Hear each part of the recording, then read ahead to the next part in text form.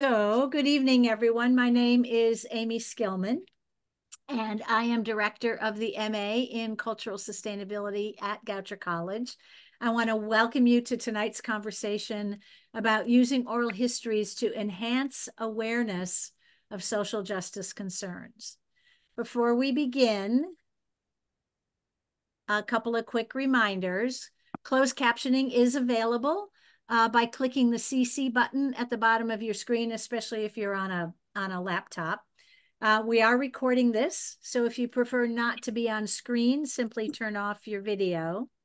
But please keep your microphone on mute and your setting on speaker view until we open it up for questions from the audience at the end. Although we have a number of people here who are going to be part of the early conversation. These events are designed as conversations with some opening remarks by me and some presentation of our speakers, and then we really want to move into a dialogue toward the end. Please feel encouraged to communicate with each other using the chat function, but hold your questions until we do open it up. And go ahead and start, if you like, by saying something about who you are and why you're here. That would be great. So this is the first session in our Fall Chat Fest series of online conversations. This semester, we are exploring specifically storytelling and oral history as valued strategies for cultural sustainability. Our next conversation will be on October 14th, as you can see from this slide, with Kiran Singh Sarah, who is an internationally known folklorist using storytelling for peace building.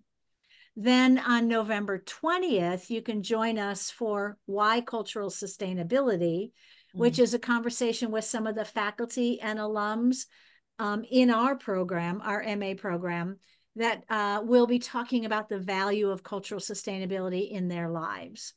So if you missed any of our former online conversations, you can access them through our YouTube channel. And this is the YouTube channel you can see here. I think Taylor is going to put it in the chat as well if you want to link to it and save it. But you can find, these are the 3 that we did in the spring. And so you can find all of them there. Taylor will also put in the chat a link to the page that describes the full fall series of free online webinars in case you're interested in checking any of them out. You can go there and you can sign up and just get them on your calendar now. There's a lot of really good ones, not just our program, but the other graduate programs. So check that out if you're interested in more learning and curiosity. And then finally, I will ask Taylor to put the link in the chat that'll take you to the homepage for the graduate program in cultural sustainability. So in case you're interested in learning more about that master's program. So now a little bit about our program tonight. In association with the opening of The Calling, the transformative power of African-American doll and puppet making at the Sandy Spring Museum, Camila Bryce-Laporte and Pam Rogers have been gathering oral histories with women whose traditional arts defined an era in Washington, D.C.'s history when art, culture, and progressive politics were intrinsically bound. They were part of the Black Arts Movement that influenced the city's cultural aesthetics and articulated a renewed interest in African-American heritage, family legacies, and concern for social justice. And they, meaning Camila and Pam, have invited several of those women who are part of their oral history project to join us tonight to talk about the movement and to celebrate the homegoing of Bernice Johnson Reagon, who touched each of their hearts in profound ways. We had hoped to play a piece of Sweet Honey in the Rock, but I couldn't figure out the technology between imagery and sound. So But we are particularly compelled to honor Bernice Johnson Reagon tonight. I should say the Pamela and Camila and the women who are joining her are particularly compelled to honor her tonight because she was such an influence in the Black Arts Movement in the Black Arts Movement in Washington, D.C., but in the Civil Rights Movement nationally. So Camila Bryce-Laporte is an independent folklorist and community scholar who is curating the exhibit at the Sandy Spring Museum. She works with people to help them rediscover the value of their history, their cultural traditions, their community, and themselves through the art of cultural documentation. She has worked on folklife-related projects for the Smithsonian Center for Folklife and Cultural Heritage, the American Folklife Center at the Library of Congress, and several local and regional organizations, including the Greater Baltimore Cultural Alliance. Pam Rogers grew up in the District of Columbia during the early 1950s. Her passions include music and singing. She inherited her love of singing from her parents and learned to love the harmonies of Latin masses and Gregorian chants in her elementary school choir. Her singing continued in high school and in various church choirs until 1984, when she joined In Process. In Process is a women's a cappella ensemble, a sister organization to Sweet Honey and the Rock, and influenced very much by Bernice Johnson Reagon. She is currently director of the group, whose repertoire includes songs of worldwide struggle, social justice, and their own original compositions. The group has 2 recorded CDs, one of which was produced by Bernice Johnson Reagon and the other by Pam Rogers herself. They are joined tonight by a number of, as I mentioned, other women, in particular Diane Green, who is a program manager and music educator who worked directly with Bernice's program on Black American history and culture at the Smithsonian. Other people are Fanna Chisholm, Julie Dickerson Thompson, Francine Haskins, and Sahar Pirzada, who is joining us all the way from Lahore in Pakistan. So without further ado, let me turn it over to Pam and Camila. Thank you so much for being here. Thank you. I can't. The other person that is here to comment and contribute to this conversation is Diana and Jai, who you all know. Oh, great. Many of you know, right? Yes. So, Dietra, are you controlling the screen? Okay. We are going to introduce Pam. Did you want to say something before we started with the PowerPoint explanation? Pam? Pam, you're muted. Yes, it's good when you're not muted. You can be heard. It is much better. Works a little better. Hello, everyone. I'm so glad we're all here for this. And what I wanted to say was, it's because of the oral history part of this project that Camila and I came together and decided that this was a project that needed to just be wed together, the music and the craft. And so I just wanted to start out by saying that. And it's just going along the oral histories, and also that Sandy Spring Museum has because they had the capability to support us in that. That is why we are doing the project there. So we are glad to be a part of it. Thank you, Pam. Mm-hmm. So you see the screen, the first screen, it says, "As long as I have breath in my body." It's a song that Pam and Sweet Honey did. And it's going to be the title. It was the title for a workshop that Pam, Sahar, Julie Dickerson, and Francine Haskins and I did with Olive Branch Community Church, which is right across the street from the Sandy Spring Museum. We did a combined workshop with freedom songs and freedom dolls that had African-American dolls like the Abayomi doll, which Sahar created, the Topsy-Turvy doll, the stick dolls. Francine did the Topsy-Turvy, and Julie Dickerson Thompson did the stick dolls. But these dolls have a very long legacy in African-American culture. And these women have taken those dolls to the next dimension. And we did it against the backdrop of the Children's Crusade in Birmingham, the bombing, and it was fantastic. And so the response from it was a community workshop. We had 45 to 60 women. Every single one of them produced a doll and was involved in the sing-along. And we decided, okay, this is going to be the basis for our next exhibition. So you can turn the slide. As long as we have, as long as I have breath in my body, it's the next iteration of the calling, the transformative power of African-American doll and puppet making. Before I skip on, Pam, can you tell them a little bit about the song?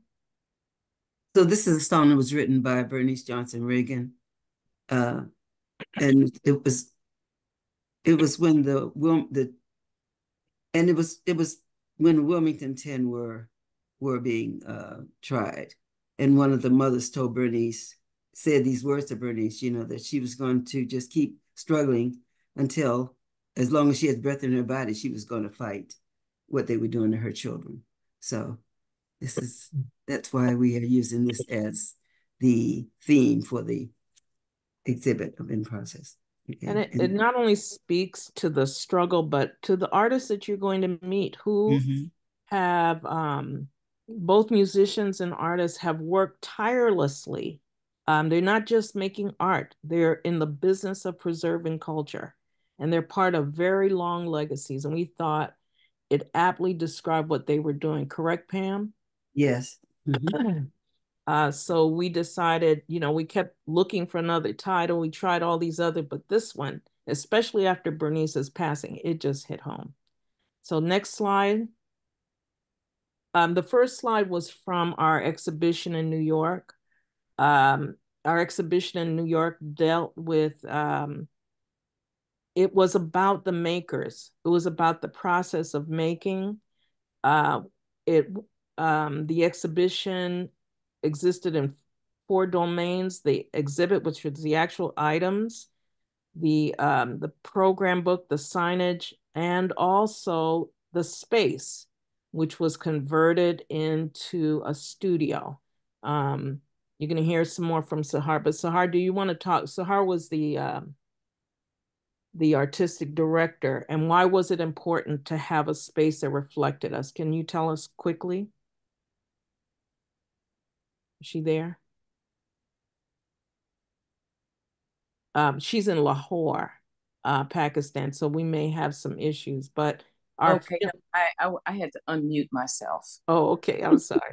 Go ahead. Now, ask me the question again. The objective, the 4th objective, which was to take over the space. Why was it important for us to represent it with the space? The way we live with our art is different than like the art is inaccessible and part of a museum exhibit. And so taking over the space and trying to create more of an atmosphere that reflects how we live in our homes with our art. A lot of people, we tried to get, a mantelpiece and chairs and beds and everything in the the space was a little small for that, but most people who are doll collectors and art collectors have their things in clusters, on their beds, on their chairs. We kind of, it vibrates. Art has vibration that needs to be felt, and when you put it behind glass and in an exhibit, it doesn't quite feel the same. So we wanted to create that feeling by taking over the space and really filling it as best we could with the art and a few other things that show how we display at home.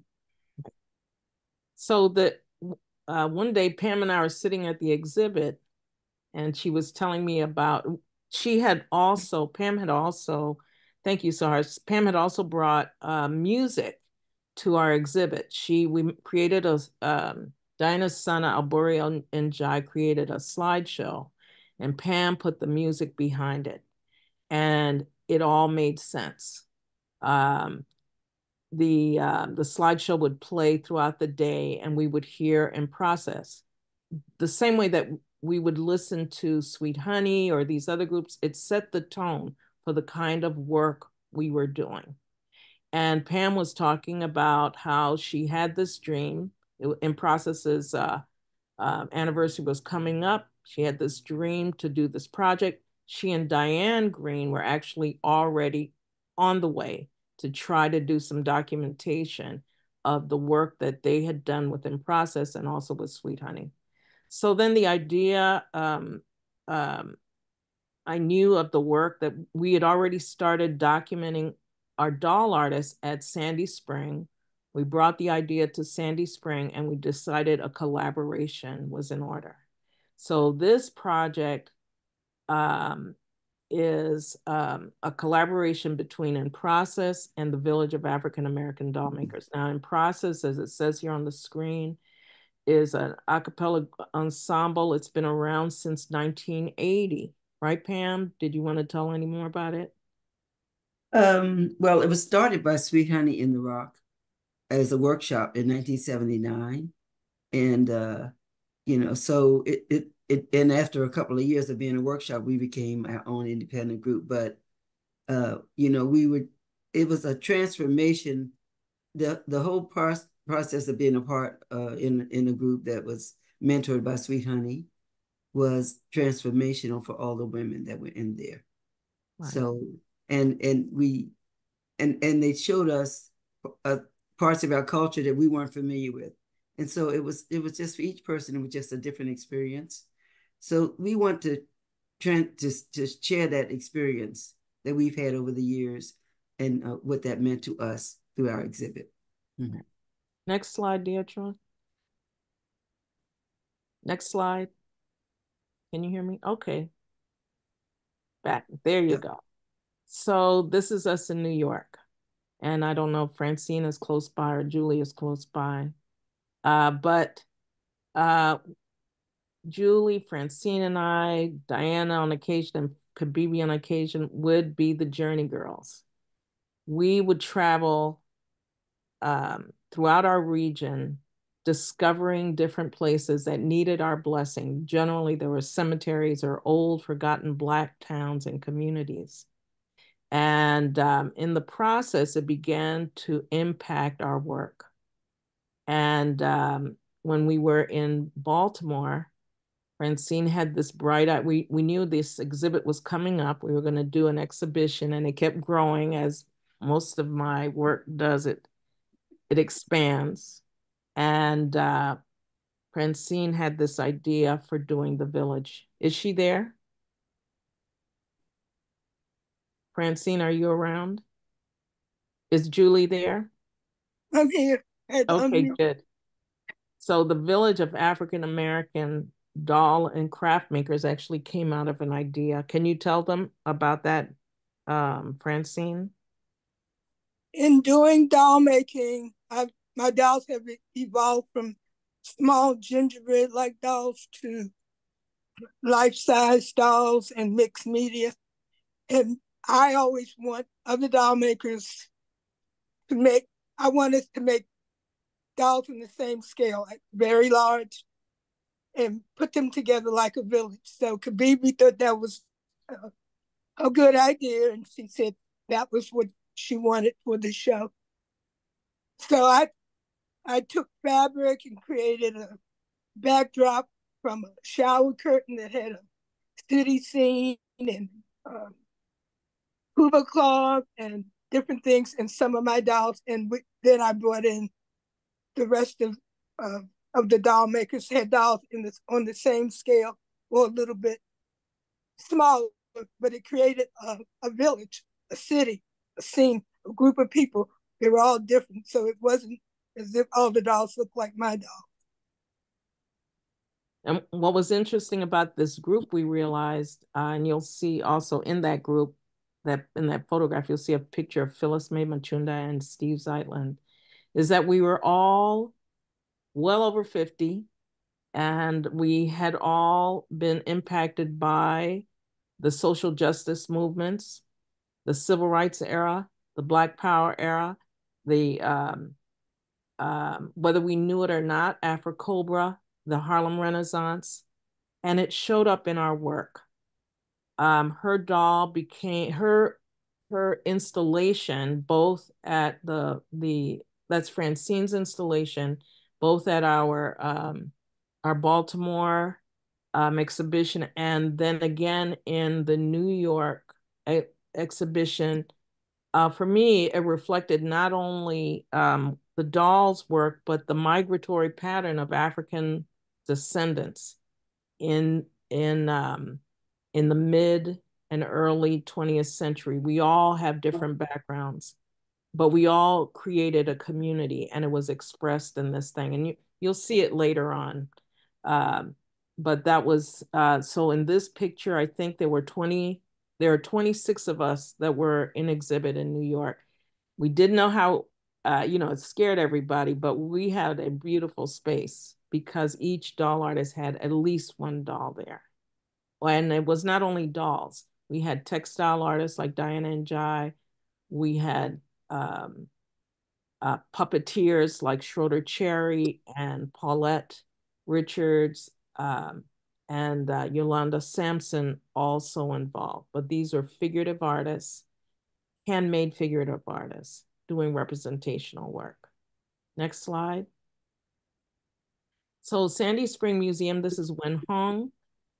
She directs the Folk Life program at Sandy Spring.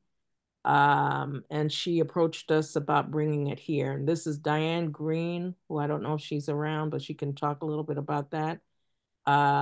They have been very cooperative. This is exactly what a folk life program, a community-based folk life program should be. They've offered us guidance and helped us with grants.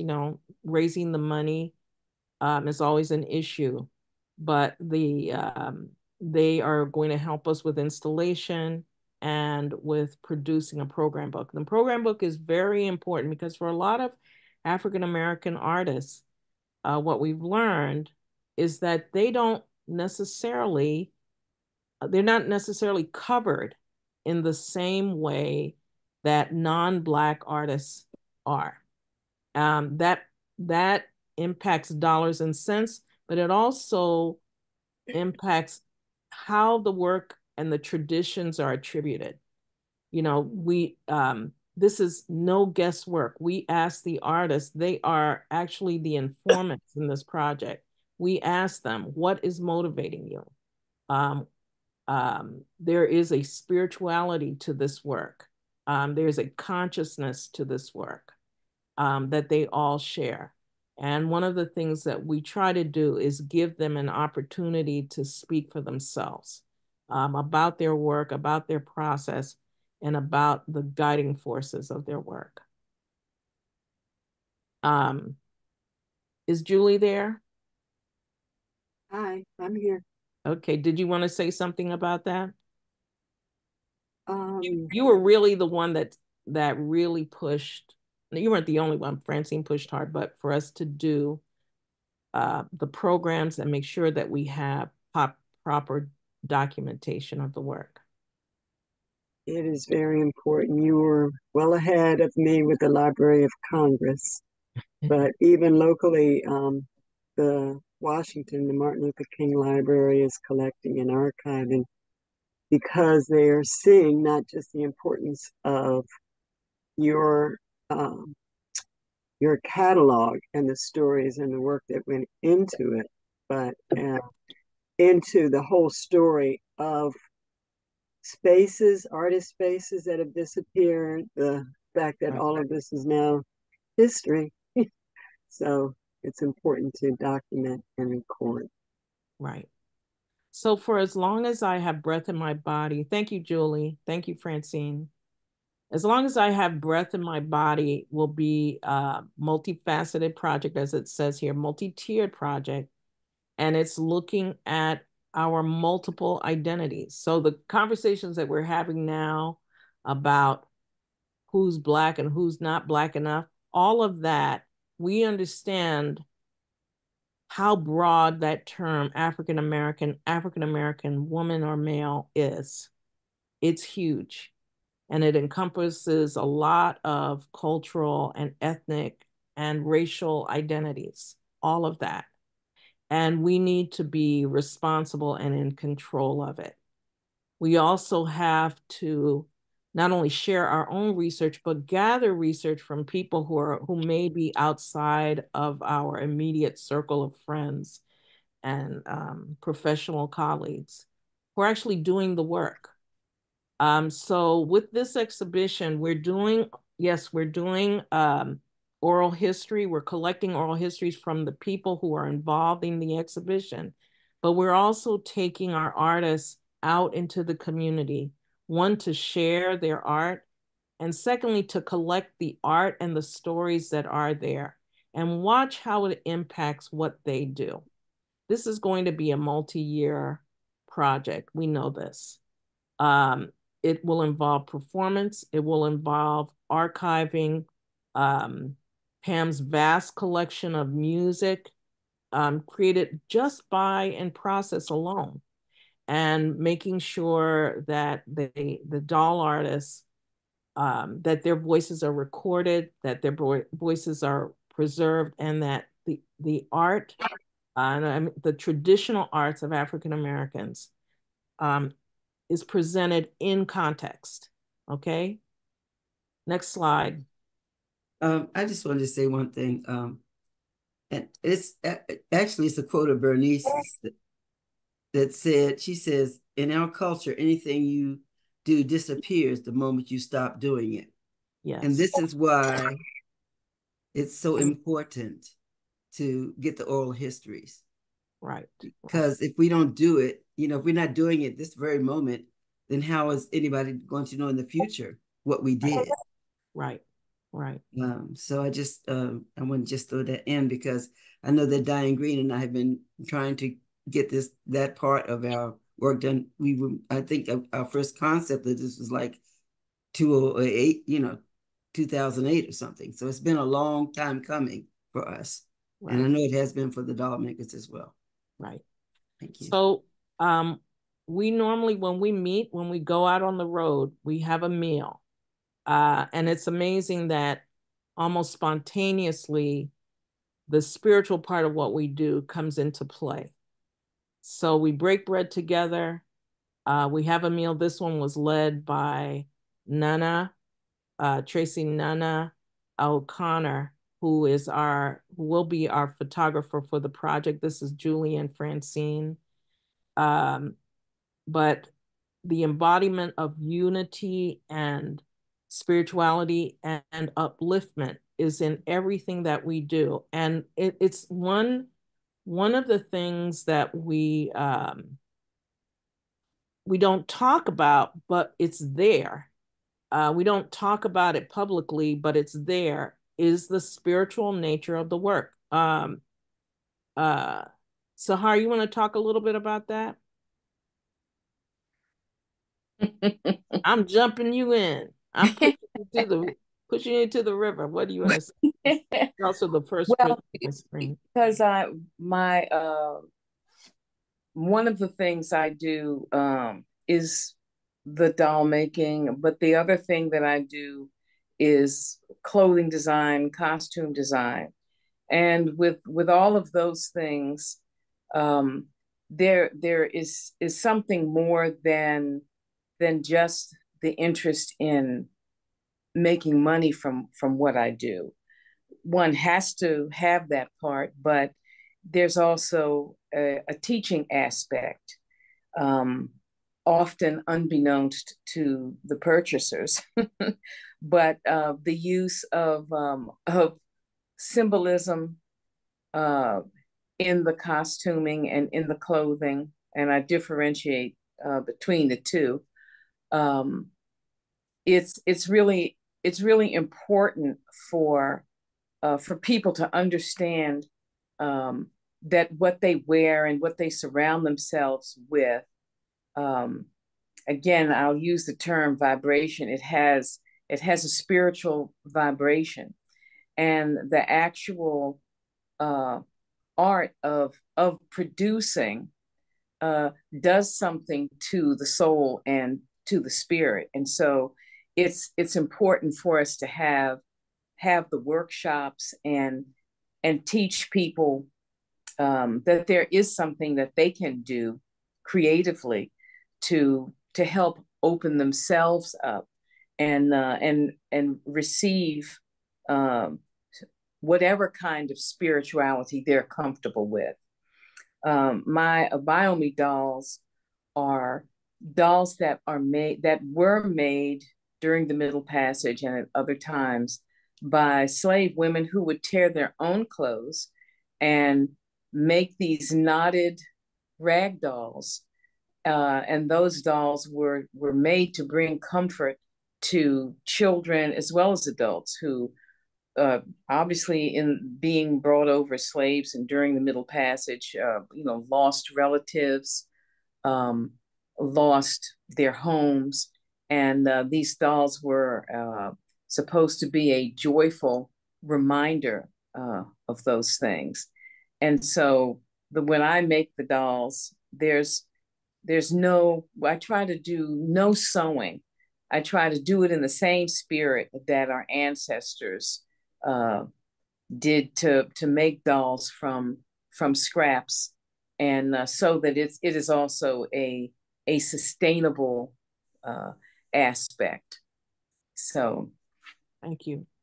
Can you do the next slide? Thank you, Sahar. So this is Francine Haskins and doing an adult women's doll making doll making workshop. And one of the things that she said, it ties into what Sahar was saying, is that these cultural endeavors are healing. I didn't understand the magic until I was there. Francine, are you there? Is she there? I'm here. I mute myself. Can you tell them about the healing part? Just kind of segue into what Sahar was saying about it being healing, about the craft being healing. The craft for me is healing because I have to do it. I don't have a choice.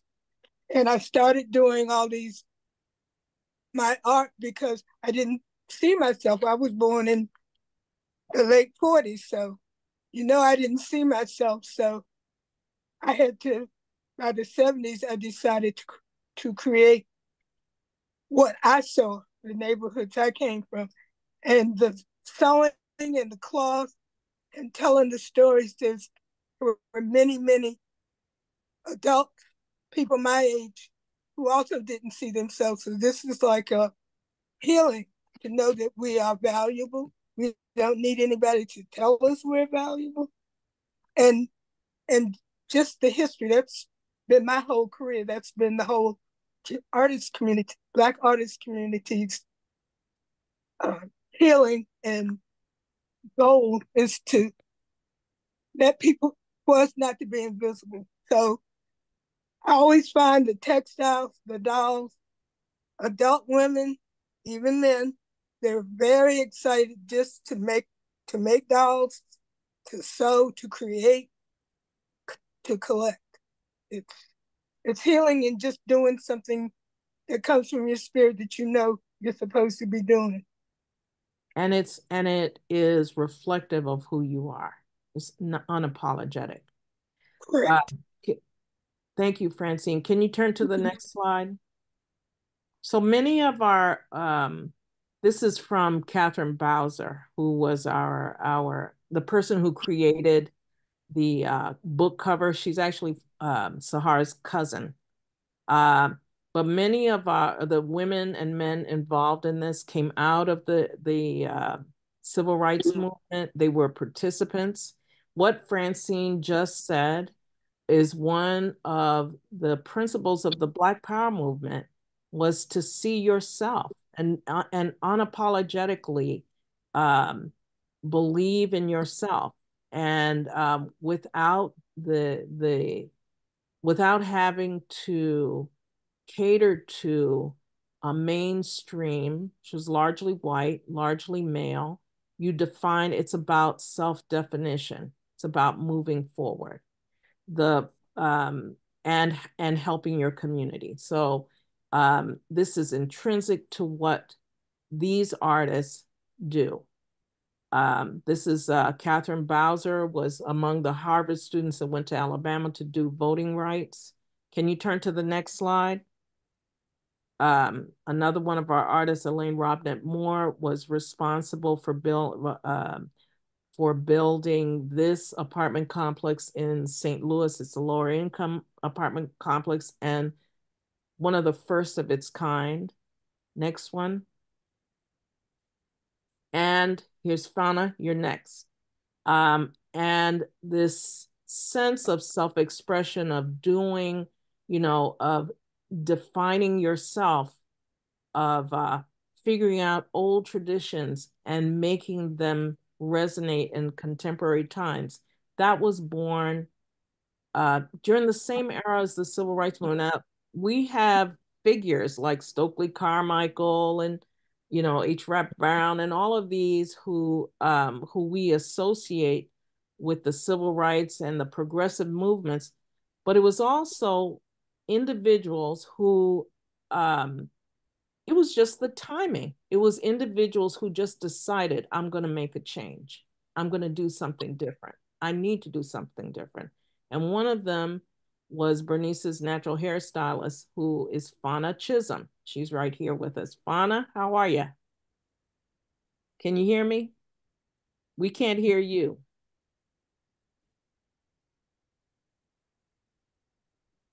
Can you hear us, Fana? Fana, you need to unmute. If you can figure out how to unmute yourself. Yes, mute. Looks like she's not there. Hello? There Hello? you go. How are you doing? So I'm trying. Good. With Fana, I started to put this together with, this is our tribute to Bernice. And all of us, there are several of the women who are here tonight have had some personal relationship with Bernice Reagon, and Fana was one of those. And she's the one that created this iconic style with the beaded hair. Can you see the screen, Fana? Yes, I do. Can you read the quote and then talk about your relationship a little bit with Bernice? Can you see the quote? Yes, Okay. Mm-hmm. Oh, you want Bernice's quote? Yes. Okay.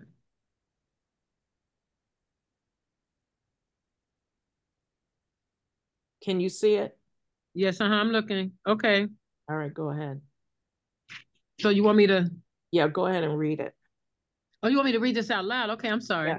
For those I thought you wanted me to read it to my. Yeah, okay, read it out loud. For those of us who struggle, there is a third place we go.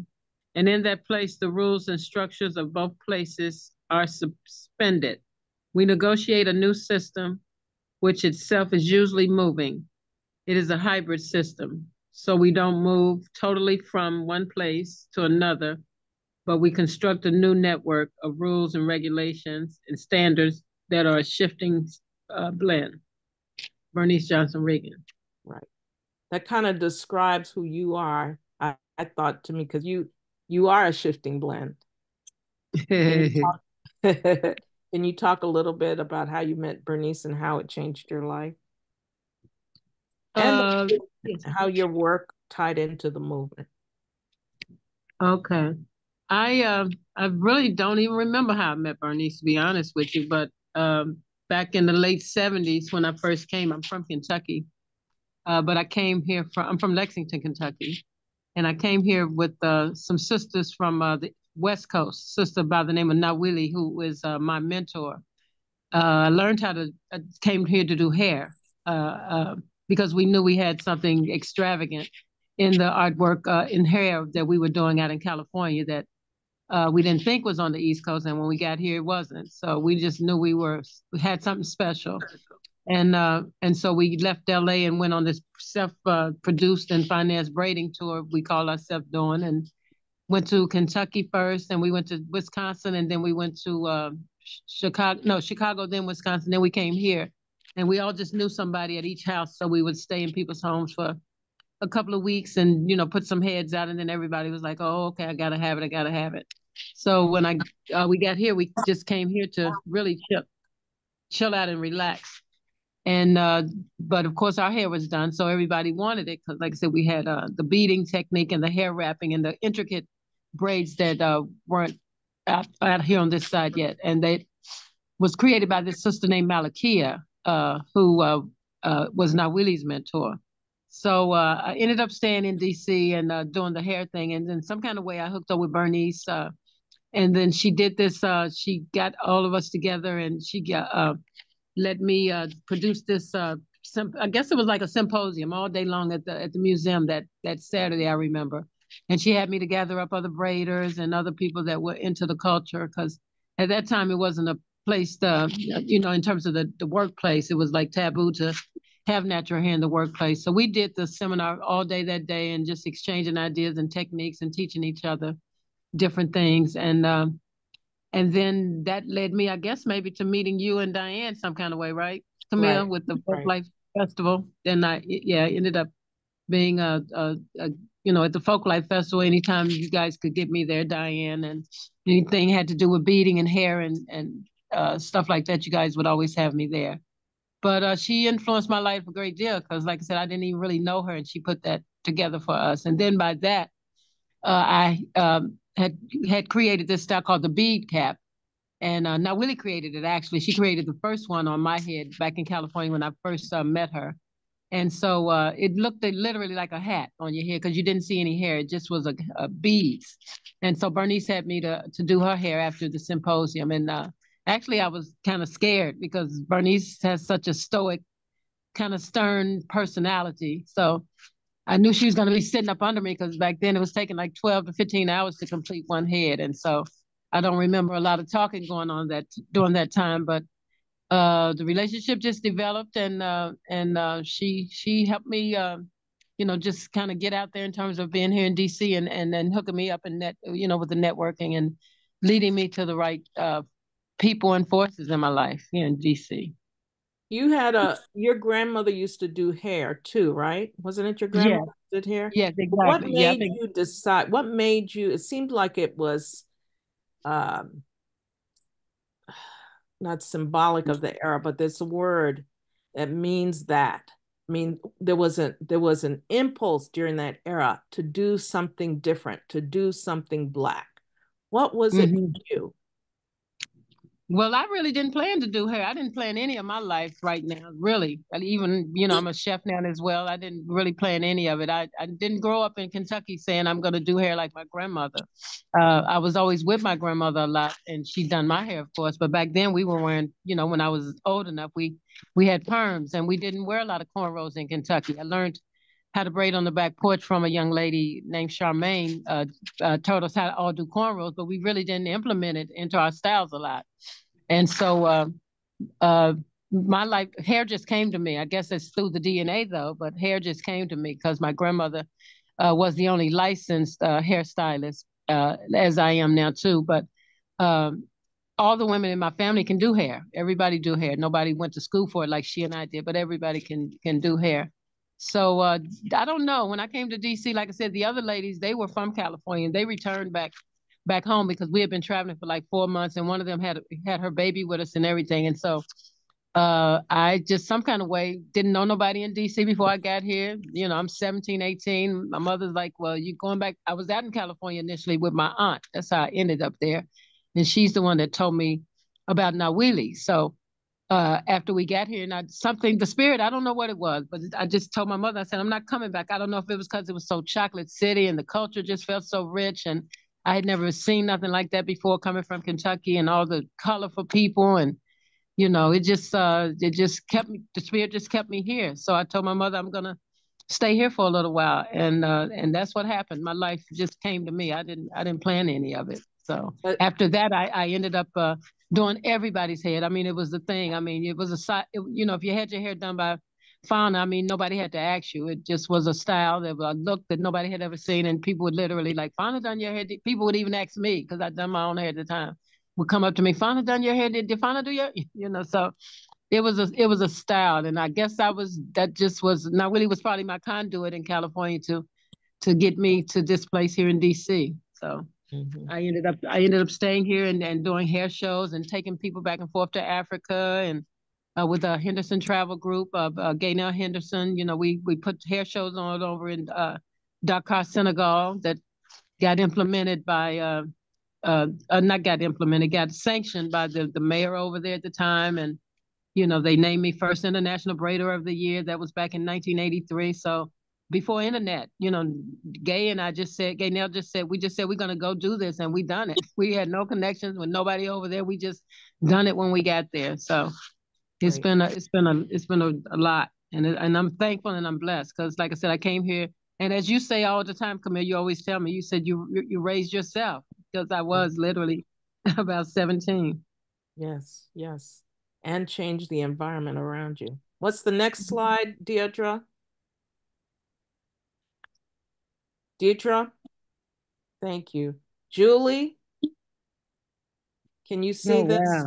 I do. That's beautiful. Yeah.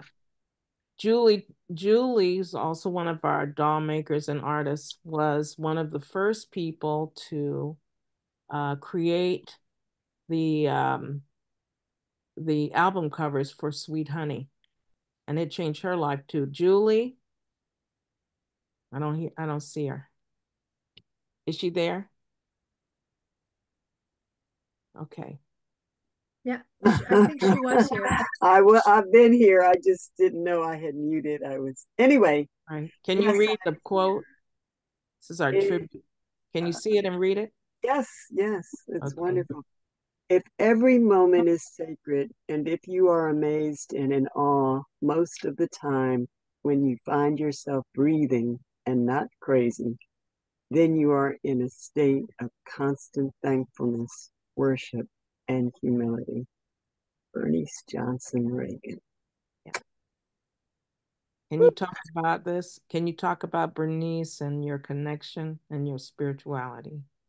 Yeah, I'm going to tell my Bernice story. Okay. I was of course enchanted with Sweet Honey in the Rock. When I came back to Washington, I don't know how they caught my ear, but they never let it go. And certainly the causes and the power of art through music is, you know, embodied by their work, but led by Bernice Johnson Reagon. So I was working with Sun Gallery at the time and showing my art, and I did a piece called a sweet honey song, inspired by them, and it was pretty wild, but it was dedicated to them, and kind of, I think in my heart I wanted to do an album cover. Didn't imagine it would come true. Long story short, I ended up creating not this album, but We All Every One of Us, the first one I did when I was pregnant, and working with Bernice, who would come to my house and was just as humble and wonderful and sweet and tough and hard and let's get this done as anybody could be. Long story short, I went into labor and she came over after the baby was born and brought me a turkey. I was like, wow, who bakes a turkey for you when you have a baby? So It was really exciting. It was my fourth child, so I needed a turkey, or we needed a turkey. But she just, I mean, here she is to me, this great star, and I'm just trying to get the job done. And she comes in the door with a turkey and picks up the artwork. And just, just the whole family has never gotten over the personal part of her, while there is the big Bernice. So that's my Bernice story, and I How love did to it remind the transform your kids. life? Her music transformed not just my life, but everyone's life. We took music for granted, and then somebody said, that the civil rights movement was powered by music. And when you think about it, and when you hear her, when you know the story of Sweet Honey in the Rock and all the music, I've been listening, and I was going to run over and get one of the covers, but I stayed on the screen. Just how important that was. And then now I try to tell the young people, just listen to the words to the music and see how they play out in your life. All these negative songs, and people really do them. Down by the river, I shot my baby. Well, we knew somebody who went down by the river and shot his wife, and the kids, even 3 generations later, are suffering. Not that the song caused it, but it drove people into that depression, where she, on the other hand, gave them the bravery, gave them the courage, gave them the inspiration to march, gave them the inspiration to face amazing obstacles. I always tell them, you're so brave, but you face a gun with a bigger gun. They faced guns with song. They faced guns with the Bible. They faced guns with faith. To me, that's courage. And that was Bernice Reagon. Thank you. Thank you both. Next slide. Ms. Francine. Yes. I can't see that. You can't see it? I'm on my phone, so I'll read it for you. It says, this sounds just like you too. Life's challenges are not supposed to paralyze you. They're supposed to help you discover who you are. And this is about, and on the screen, that sounds like her, doesn't it? And on the screen is the painting that was inspired by Sweet Honey. Can you talk a lot? You can talk about both things. That sounds just like your coat, Francine coat. Whoa. Well, Go ahead. I don't really have a Bernice story. I met Bernice when I was doing the Black memorabilia shows and the doll shows, but I really met Issei Bonwell. She used to come to 1800 Belmont Art. And I guess I was influenced by all the great things that were going on during the 90s, late 80s, 90s, the rediscovering ourselves and the clothes and the pictures. And she used to come there with Lavert Mathis, and she buy paintings, dolls, everything.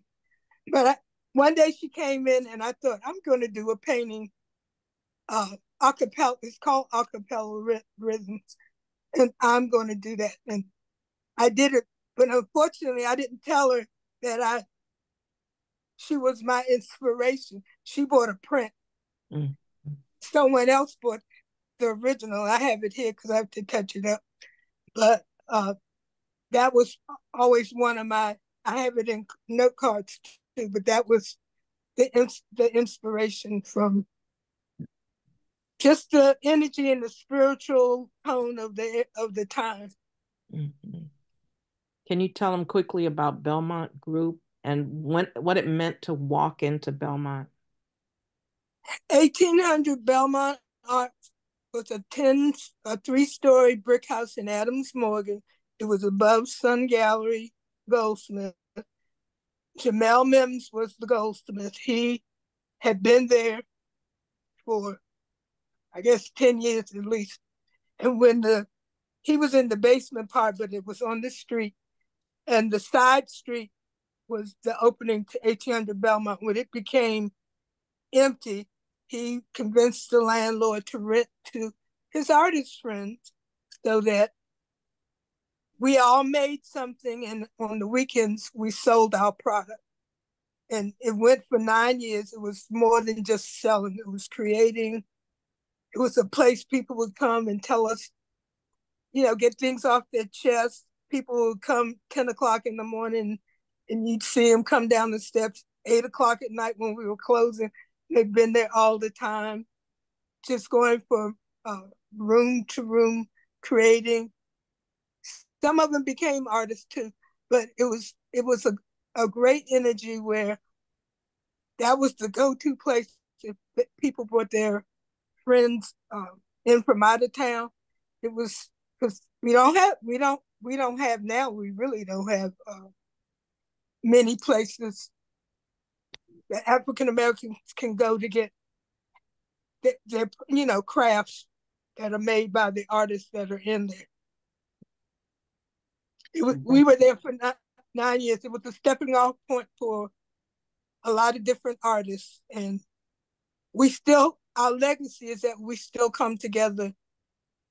It's been over 20 years since we closed, but we still come together. We meet.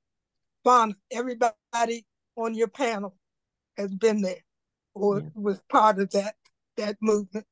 Yes. Thank you. Next one, Deirdre. Sahar again. Sahar was Bernice's personal stylist. She designed her wear for stage, for her personal wear, and for her wedding. Sahar, are you there? Yes, I'm here. Thank you.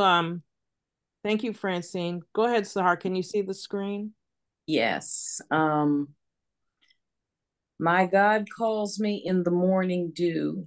The power of the universe knows my name, gave me a song to sing and sent me on my way. I raise my voice for justice. I believe. I remember, I believe, Bernice Johnson Reagon. Can you talk a little bit about that? Yes. I also don't remember when I met Bernice and members of Sweet Honey in the Rock, but I'm one of the designers who did costumes, and I think I was inspired just to see them wear cultural clothing, and they had the most beautiful locks. Thank you, Fauna. That I ever saw. And I said, if I ever had locks, Fauna and I never met until many, many years later, but our work was a collaboration for Bernice and Fauna. You must have done other members' hair as well. Izar too, yeah, Izar. Yeah. And Yasmin, yeah. Okay. And when in designing things for the stage for Sweet Honey, designing anyway is a very elaborate process with lots of consultation and sketching and fabric swatching and bringing the vision that Bernice had for the look of the group.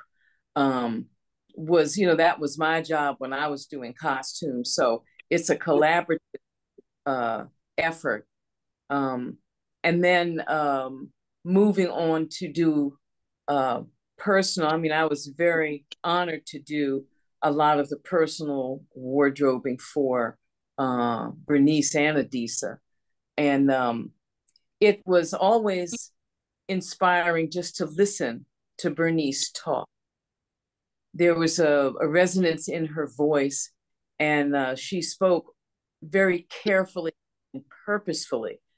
And she would say things that I would remember. And one of those things was that I can't quote it exactly, but the essence of it was that you may as well go ahead and do what you're going to do, make a difference, because you're going to die anyway. and that I still think about that when I am presented with something that, I may have, can I do that? Can I handle that? Should I do that? What are they going to say? I think back to that and say, well, what's the worst that could happen? Yeah. And so I enjoyed working with Bernice, who was open to wearing all kinds of shapes and looks and things from all over the world, all different kinds of fabrics. I remember doing a one of the first pieces I did with an Eastern flair. They had brought back these amazing neck pieces. I think maybe from India. I don't know I don't remember whether she got them in India or whatever, but I never saw the pictures of the finished garments. Most of the costumes I never got pictures of. They're probably in the archives somewhere. But the piece in the picture was not a costume. It was a personal piece. And I remember it being also pictured in one of the magazines. You can't see the actual shape of it because she's sitting and performing, but that piece had a special shape to it. All of the pieces had to have movement. They had to be able to move. Bernice would kind of squat and sit, in the pieces. They had to drape right if when she was going to be sitting on stage, or the whole group. Everybody had to have on something that they could move in, that they could sit in, that also represented the culture. So there were always a lot of elements that went into creating the costumes. The colors were special. There was nothing random. It was all very well thought out, and it was thought out, but it was still kind of letting go and letting God and letting the collaboration happen. And so there's always a spiritual, a spiritual part to what Bernice did and what the group did and what my part, for them, and going to Bernice's house and working. I mean, it was an honor because you always got some tidbits and great tea while you were working. Next slide. Thank you, Sahar. Next slide. I thought, did you see also that there was a question in the chat? Are we gonna? Oh, what was the question? I'm not looking at the chat. What is the question? It was about. Well, I don't remember exactly what it said, but I guess the person is asking about gathering the oral histories and looking for models of gathering histories for people who were abused. Okay, females. We'll come back to that. Yeah. Diana, are you there? And then after that, it's Diane Green. Diana and Jai? I'm here. Okay, so Diana followed Bernice. She wasn't, Diana followed Bernice. She succeeded her at the Folk Life office. The second quote, "Today, when women gather," that's yours. And like Bernice, her work is inspired by her history, her personal history, both her scholarship and her artistry. That's why I have that up there. This is Diana with her father, and she took his ashes. He was a follower of Kemet, and she actually got the privilege and the honor of taking his ashes to the Nile and leaving him there. But it is what we do when we're together. This one struck me, that you are great at gathering women. When it says today, whenever women gather, that's your quote. Yeah. Well, it's interesting. I came to the Smithsonian and I was totally in awe of Bernice Johnson Reagon because of her work, because of her music. I don't think I ever listened to her without having tears in my eyes at the end of it, because for me, so many things, you know, when you think about melding art and struggle, she really, really was the master at it. And I felt, you know, I was very honored to be mentored by her. And we didn't meet that often, but whenever she met, I hung on her every word and her example, I would say.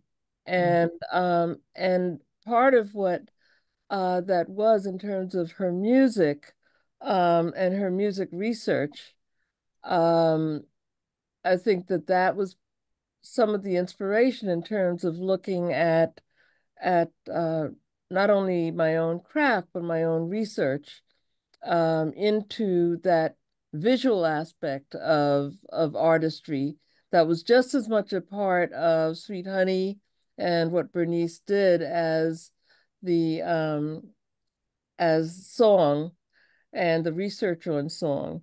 Um, in fact, with the Will to Adorn, which was on about African American dress and agency and the power of adornment, I can't think of a um, a better model for that. And for creating and for looking at that community of practice, which included people like, you know, Pam and Sahar and Fana and Francine and all the people who were actually creating uh for her in terms of projecting that identity as what I think of as a spiritual maroon, as a contemporary maroon. And today, Harriet Danfodio, who's studying Maroon community, she just became a doctor, and she was talking about, you know, what about creativity and resilience. And part of that resilience came in creative, what she was talking about was creative product making. And that's part of that. And Diane Green, who worked on The Will to Adorn, and Pam, and all of these folks up here, Sahar, Fana, Francine, all of, and of course, Camille Bryce-Laporte, um, uh, are, you know, we're part of a community of practice continuing the work. And I think that that example was set by Bernice Johnson Reagon. Do you see the quote, today whenever women gather? Yep, Can that's you read it. that? Read it. Read it. Yeah, okay. So today, whenever women gather together, it's not necessarily nurturing, it's coalition building. And if you feel the strain, you may be doing some good work. That's her. Okay, next one is, thank you, Diana. The next one is Diane Green. I love this picture. I know this girl. Where's Diane? God. Okay. That's my college photo. Yes. Okay. Well, Diane, go ahead. You see your quote, in every moment. Okay. If every moment is sacred, and if you are amazed and in awe, most of the time, I can't see my quote for the captioning. It says, for most of the time, when you find yourself breathing and not wait, just let me do it. Okay. Can you move the tray up? Okay. If we can stop the captioning for a moment, then I can read it and you can start the captioning again. If every moment is sacred, and if you are amazed and in awe, most of the time when you find yourself breathing and not crazy, then you are in a state of constant thankfulness, worship, and help me with the last words because I can't sing them anymore. Humility. It may have been the humility. same one for Bernice, Julie. Sorry, Julie, but yeah. Go ahead. Bernice Johnson Reagon. Yeah.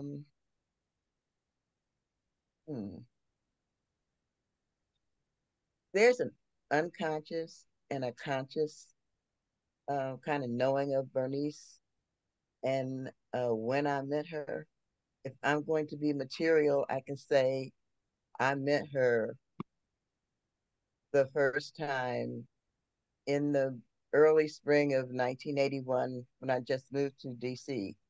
I was looking for a job, and I ran into James Early, and he gave me the name and phone number of somebody to contact at the Smithsonian about a job.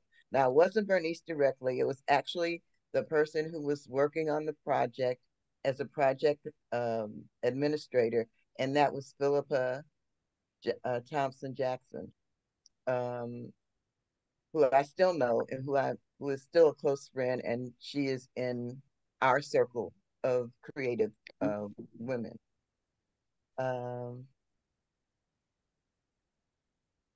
So I got the job. It turned out to be the administrative assistant working on the project that evolved into her album entitled Voices of the Civil Rights Movement. It was a conference oral history performance project that took place in 8 or 10 of the major cities in the South where the civil rights movement was most active. So I got to meet her then and work with her then. Well, kind of work with her then, because she was very, very different kind to work with at that time. And I understood better why as time moved on. She was an incredible role model. She was an incredible curator. I consider myself a curator of visual and performing arts. And I learned how to do that working with Bernice and working in the program that she established in the American History Museum to amplify African American history and culture through not only the specific historical event, but also using performing arts to amplify that. Mm-hmm. So I have worked with her at the Smithsonian. I have worked with her shortly after she was awarded the MacArthur fellowship. And I worked with her in helping her establish her work outside of the Smithsonian. And that's how I met Sahar, because at the time I was working with her, Sahar was the person who designed the performance ensembles that they wore on stage. And I had to do a lot of work with her, and I really appreciated that experience. I mean, she just brought together so many of us who were in this area, who were in this life's calling. And she so informed the work that we do and also our personal lives. Yes. And Sahar, I mean, what Diane, this is like a hit and run the way you're describing it. What Diane is not saying is that for the past 50 years, just about, I know that only because my son is almost 40, she has been the behind the scenes coordinating program for not only for Bernice, but Diana, myself. I mean, there's somebody, she's that constant, right, Diana? She's that constant. She's the one that says, okay, this is not historically correct, or you're missing the point of what or this you need more than 6 people to do your program. Oh, I need, yeah. When I first met her, I told her I only needed 6 volunteers. And Francine, you think you wanted to kill me? This girl, it's a miracle I'm alive. She looked at me like, you dumb, you know what? But but we got through it. But yeah, she trained me. It was Diane and Niani working on I think it was We'll Understand It By and By. We'll understand it better by and by. Right. It was gospel conference. Right. It took them all of 30 minutes to train me because they threatened me within an inch of my life, and I got it right. So, well, we all have to say that Bernice had this phrase that she used to use when you were in creative process with her. She would say, "In my mind." Yeah. And it was your job to help her figure out how to get it out of her mind and out into the world. And it was just the most incredible experience. I also have had the experience that I think is different from everybody else. I've actually presented Bernice in concert as a curator at a performing arts center, and that was an amazing process. Wow. Thank you, Diane. And the final one is, can you turn the slide, Dietra, please? The final one is Pam. Pam, I'm letting you have this last word. Pam, of course, is on your far left of the screen. And next to her is Philippa. Next to her is Diana and Diane. And we are at Ivy's memorial service. Yeah. Yes, and that was just a year ago. We didn't expect to lose Bernice in this time. So, Pam, you get the last quote for this. Can you see it, Pam? Yes, I can see it. Okay, I create out. Yes. I create out of a congregational sound tradition, which means I create sound that is very invasive and opinionated, demanding space for its own existence. I am a musician, I am a historian, I'm a storyteller, and I bring all that to any effort I engage in. And I think those are the skills that, you know, she really helped to bring out of me. So I really appreciated my association with Bernice. In the years when Sweet Honey and In Process really worked together. And then she always encouraged us to do our own thing, you know, she produced our work, our CD. She just did, you know, she always was supportive, you know, as you were doing creative things. So, and she was also my dear friend. So that was another special thing for me to be a friend with her. Pam was the last of us to see her. Isn't that correct, Pam? Yeah, I did. I got to sing with her right before she transitioned. So, and she was still singing all of her music. So that was really special for me. That was really lovely. So, you know, voice cannot be put down. But I just appreciate the fact that she started In Process and that she started so many things. You know, she started Sweet Honey. She started, you know, and that's why we are really excited about doing our oral history project and getting from each person that was a member of our group, you know, what the impact of you know, being in that whole you know, that tradition has been for them. And then you see how the impact of that has a impact, you know, has changed their lives, each person's life. And then that's really what the whole exhibit is about, just showing the impact of the community on each person. So we've taken a different take on the social justice movement. Diane Green, are you still there? Yeah, I wanted to say something. I kind of started a thought and didn't actually finish it.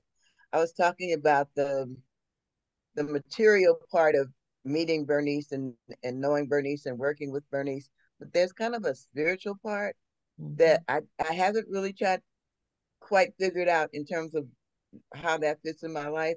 All I know is that at one time in history, the early 70s, late 60s, early 70s, all of us were in Atlanta at the same time or almost parallel times with each other. When I say all of us, I mean Bernice, James and Miriam Early, Karen and A.B. Spellman, and myself. And somehow, without planning it, we all wound up in D.C. together. So I think that's just spirit, you know, pushing you on along the way. Diane, you had a thing about the social justice movement when you said that's it, it's about movement. Do you remember that? That's where age comes in. Okay. I think I'm not sure where I think I was going there with it in terms of movement and how mobile people when people become not impressed, but imbued with purpose. And that purpose has to do with changing your social reality, improving it. somehow people all wind up in the same space together at one point or another. And that, I think that's how we've all wound up in the same space together. You saw Is that what you were asking me yeah, about? and I was Okay. trying to come up with a definitive time, Amy, when we were planning for this. I was trying to come up with a definitive time, a definitive something. She said, no, it's not about defining a time. It's still going on. It's a movement. Right. It means movement. Right. So it's constant ebb and flow. Right, right. And one of the It's the big ebb and times flow. that, what did you say, Diane? It's the ebb and flow. It's the river. Right, right. Well, can I just say one more thing? And that is that Bernice and I were born in the same year. Mm-hmm. And we actually had parallel experiences, you know, with the civil rights movement. And so when I met her and realized that, you know, other people had shared the same experiences that I had shared, it really helped me to really move on in my life. So, you know, that's kind of like a spiritual, you know, change in your life that happened. So I just wanted to say that's ironic because Bernice and I share the same birthday. Oh, really? October 4th. October Yeah. 4th, yeah. Yeah. Okay. So all of Birthday these buddy. people, next slide, and this is your pin, Sahar. Sahar, I said that this pin says 1990 to 2000, but for me, the countdown starts in the late 70s. Not by 1990, you know, we're in a whole other place. But all of these people during this time, and I would say the 70s, I was following Diana around. I didn't even know. She was like the big sister. I was just following her around. I didn't even know I was following her around. But there was an energy for change. You know, we focus, I was saying before, we focus on the Marian Makibas, we focus on the Stokely Carmichaels, but these are the people that were actually doing the groundwork. And it was not just about the art, it was also about the entrepreneurship. It was moving. Okay. Sahar, you talked about how the time also changed because you could move, you could get into the car, or you could fly in an airplane. Do you remember that conversation? The perspective. Again, I have turned around the 70 apart. So okay, we're all there. We're all there. But you know, in talking about movement, I guess that certainly brings us to today's new age of having so much access to information.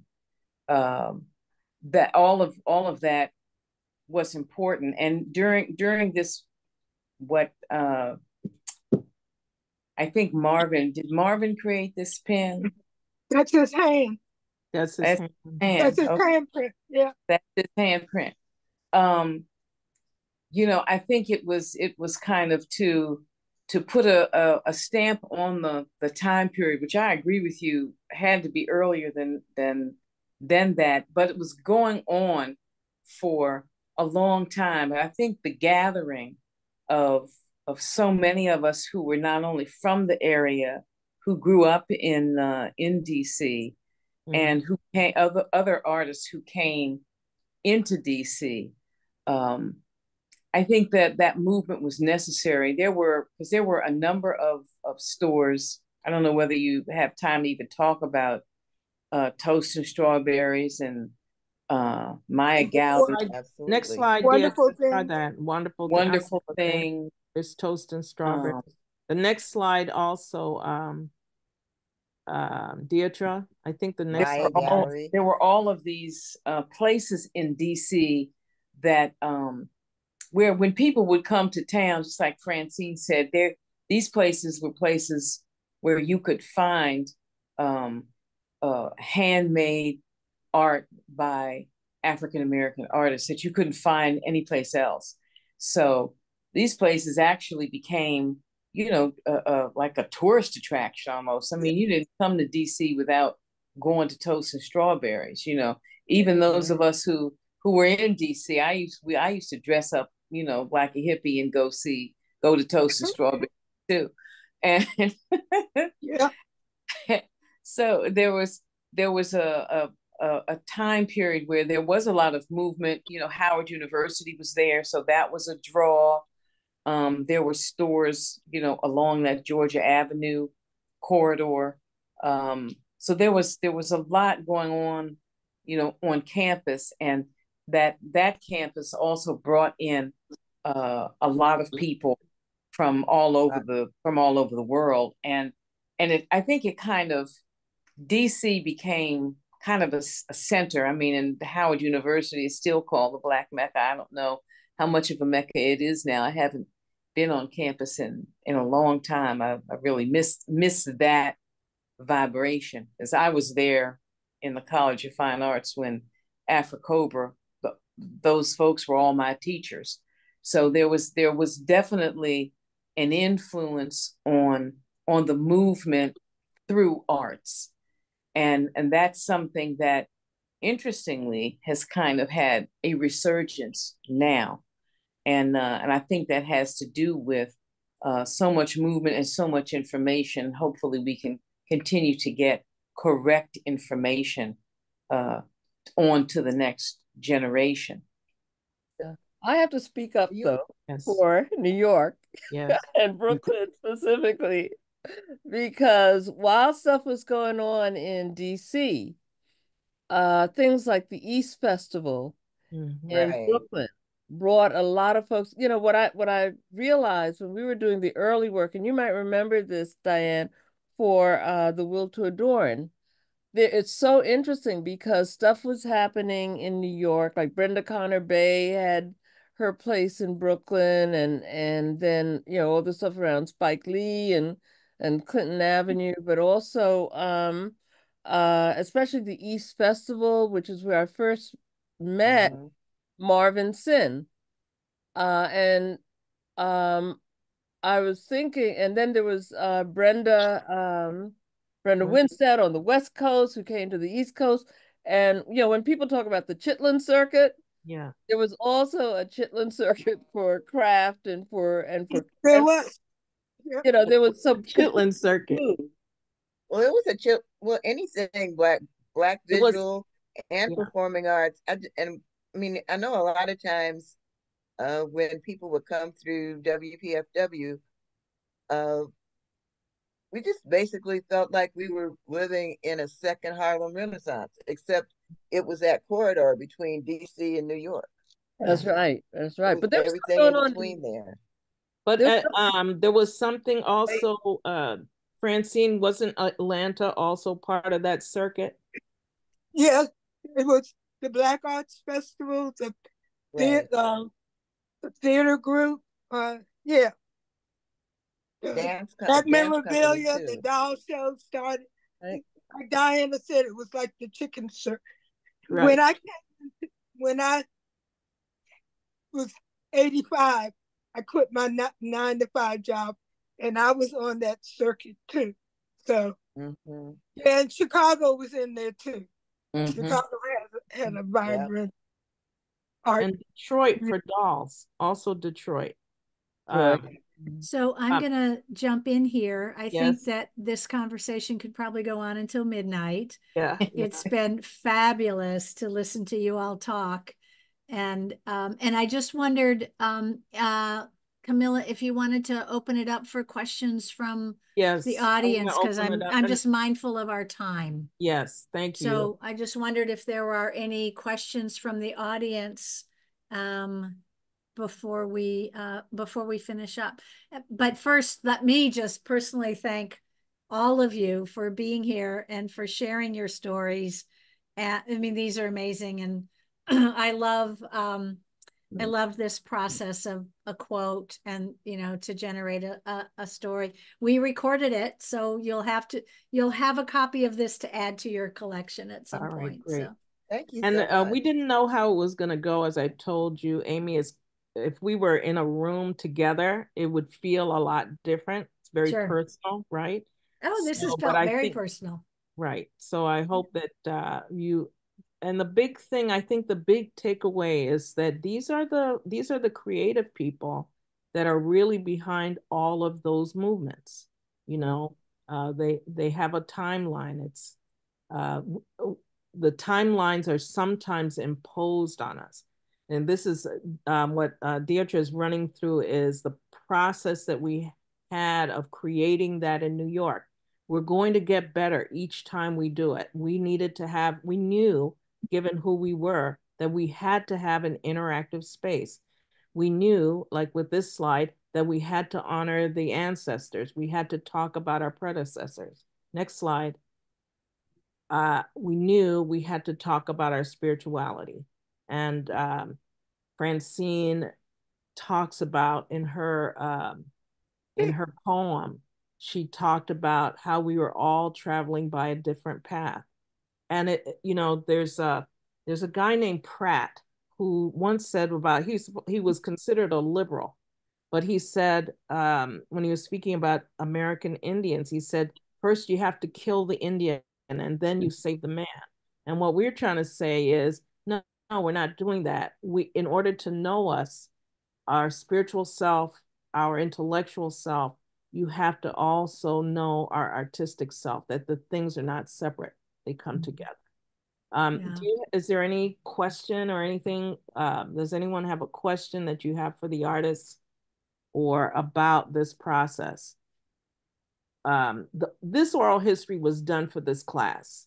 If we were in our natural selves, not on screen, the conversations would be a little different. But we wanted to honor Francine and give you a snippet of the history that existed in Washington as Washington is changing now with gentrification, with climate change. All these places that we called home are disappearing. And part of our task is to identify place. Place is important to the survival of our culture and to the survival of our craft. Diana, anybody? Marilyn White has her hand up. Yeah. Oh, whoops. Give me one sec. Trying to get both unmuted and halfway visual. Okay, sorry. First of all, this was fabulous. And congratulations. And I totally love the format. A couple of points as a comment. When we had what ultimately would become the Association of African American Folklorists, our first meeting was at Howard University, led by Stephen Henderson, called us all together. And actually, Bernice was there. And she performed, and this is in the early 1970s. And it's interesting in regard to her name, because I remember she very distinctly said, it is not Reagan.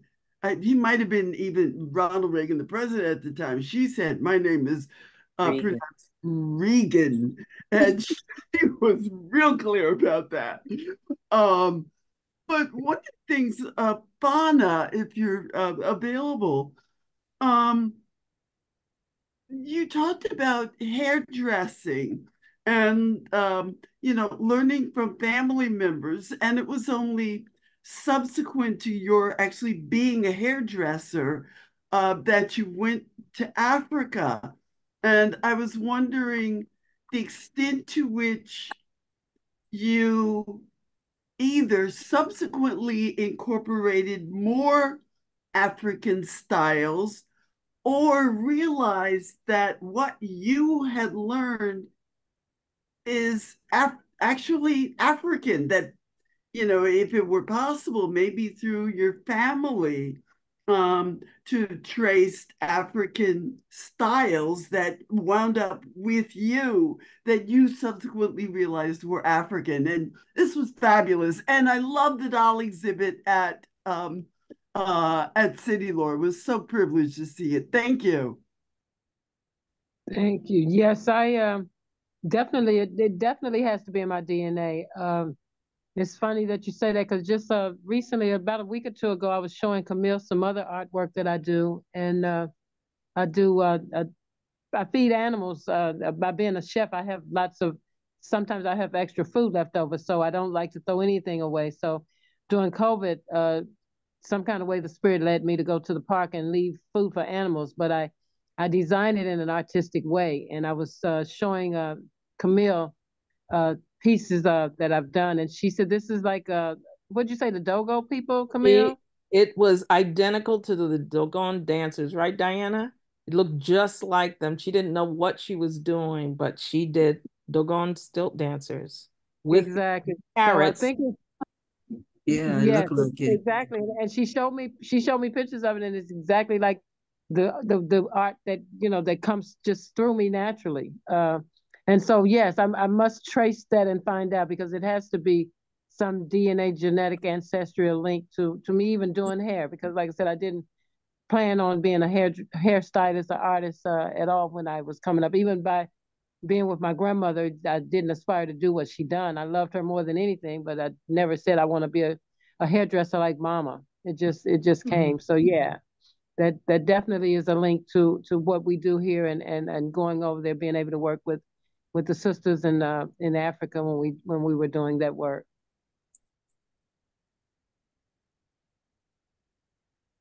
I know when I went to Africa and I saw some of the things the women did, it was so reminding me of my mother. I was just stunned, like just the way that they did things, the way that they cleaned, the way that it was just all just the ordinary everyday things that they did was, then I said, oh, this reminds me, like for example, my mother, we lived in a row house.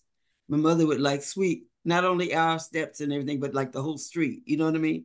The dirt, the yard, everything.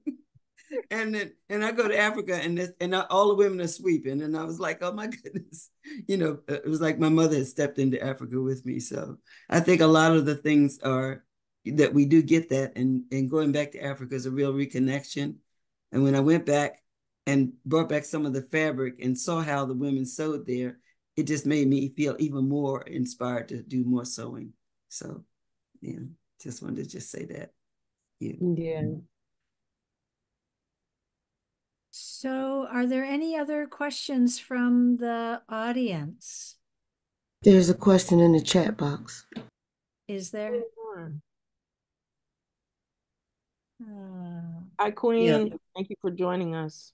I had a question in the chat box. Oh, One of the was things that that's you- so was it you, Rob? inspirational is your support for one another, your camaraderie, the way that you inspire one another. It's just absolutely amazing seeing this conversation. And Camilla, even though you're remote, it comes across, virtually. It's still your love for one another really is wonderful. One of my questions was, how would you suggest that younger people develop this type of relationship of your working group if they were going to do this today? Let me turn this to Julie. Julie does something called the Young Masters. She's working with kids right now, young adults and young children. How would you do it, Julie? Did you hear what he said? Yes, I did. Well, the African proverb says that you can go faster alone and, of course, further with a group. And I have experienced that. It feels so much better not to be crabs in a barrel, competitively fighting against each other, as can happen in the art world. And so in the spirit of Bernice, we did a lot of peace projects with kids, with our young people and the young masters. And I think one of the most exciting things that experimental stuff, just really fun. We blew up a bridge with art in a peace war, and that's a whole story within itself. But we had roundtable interviews for the mural project for that. And Stanley Squirewell, who is today a very, very highly respected Washington artist, was the one who was chosen. But instead of just doing pitting them against each other, these guys actually turned around and bonded. And when Stanley won, he turned around and he made sure that everybody got some kind of part in the mural. So I think that we, by example, okay, and what we learn, and certainly um, this journey that Camila is taking us on, she just keeps bringing people in and creating a bigger and bigger family. So comes from the top, and I'm just excited to be a part of it. It's a journey. Yeah. Diana, can you tell them a little bit about the craft initiative? And speaking of journey, we're getting ready for a great big journey. Oh wow. Well, actually, it's the African American Craft Initiative, which is now the Alliance, was born out of a lot of the work that we did together as a community-based participatory research project, but also out of our community of practice. It was, I mean, and because there were so many incredible artists who across mediums, not only textiles, but now people who worked in wood and people who worked in clay and so on. And we didn't even know each other across the country. So the initiative kind of brought people together for convenings. And since I left the Smithsonian, um, Camila basically badgered me into saying, "Look, you're not retiring." So, we were able to, with the help of some wonderful people, like I think Dawn Murphy, who is I think she was in the conversation as well, got some funding from AmeriCorps to continue the project as a project of building community and also now bridging and bonding. So taking this community and connecting with other communities. So one of the things that we're doing, for example, is next year doing a project with the John C. Campbell Folk School. And what's so interesting about that is that has been around in Appalachia since the 1920s and has a different kind of community connected to it. But we've been working with them to see how we can create the foundation for an African American folk school. I think there's always been these schools, but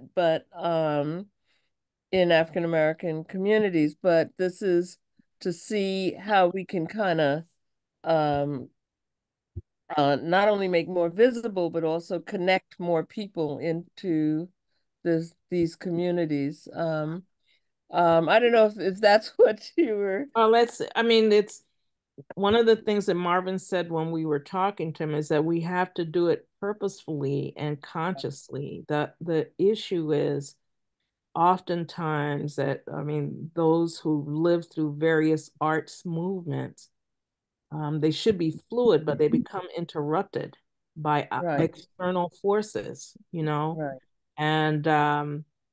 And we have to be purposeful about it. And also, I think we recognize that even though we've been here forever, we've been on this side of the world forever, we have to be conscious of our newness as a people. And it sounds like those are desperate things, but they're not. And historically, our efforts to gather have been disrupted. And we try to fit into other people's model, and it doesn't work. We have our own model, just like other people have. Exactly. And it's time to acknowledge it and move forward. Well, thank you for fitting into this model tonight.